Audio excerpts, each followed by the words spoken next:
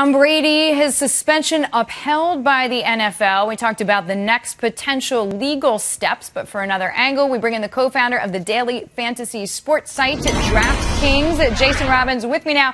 So, Jason, full disclosure, you're a big Patriots fan. What do you think of the NFL's decision, fair or unfair? I don't know enough about it, but I do think that in all likelihood the NFL was looking to make an example and came down harder than previous precedent would have suggested they should for something like this. But, I don't really know enough about it to have a firm opinion. How can you not know if you are a Pats fan? Well, I certainly know what I've been reading. I just don't know what, happened behind closed doors when Roger Goodell interviewed Brady. I don't think any of us really know that, so it's hard to say. All right. Now, I know, getting down to business, the New England Patriots were the first pro football team to align with a fantasy sports provider, DraftKings. So does Brady's suspension affect users? Does it affect your bottom line at all? Well, first of all, the Kraft family are unbelievable people. Jonathan Kraft's a close personal friend and mentor of mine. I owe a lot to him.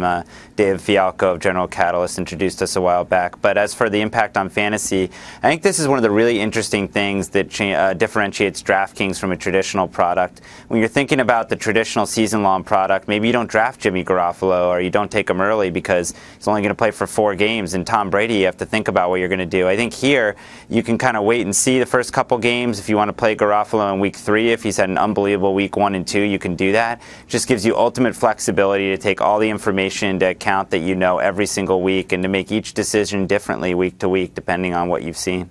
Now, you just, Jason, raised money, about a $300 million round of funding led by Fox Sports. You are the official partner of 5 major sports leagues, company valued at north of $1 billion. So how are you using the money to stay ahead of the other big player in this space, FanDuel?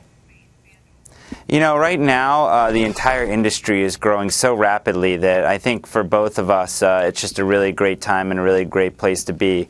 Where we've really differentiated is on product and customer experience. We have about 10 times higher customer satisfaction ratings versus FanDuel, and generally speaking, we're cited as the favorite by most people who try both platforms. So we've really kind of stood out there. All right, so you've stood out, but these partnerships, again, Fox Sports, ESPN, how are they helping? How are they crafting what you're offering?